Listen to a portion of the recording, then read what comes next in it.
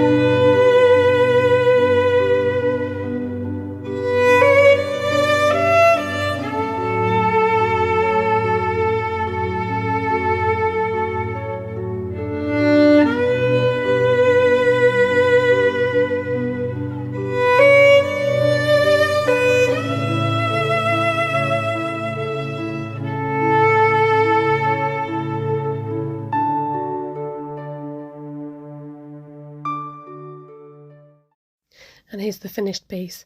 I mounted the piece of basic white onto some sweet sorbet, and here it is, all sparkly and dazzly, and then I mounted it in a 12 by 12 frame to complete the look. I always think that artwork looks amazing when it's framed. It just adds that extra professionalism to it. So please do go ahead and check out everyone else's projects in the link below to find out what they've done under this month's theme with the Global Stampin' Video Hop. Take care, have a fantastic day, and please do subscribe if you're not already. Comments below are most welcome. Take care.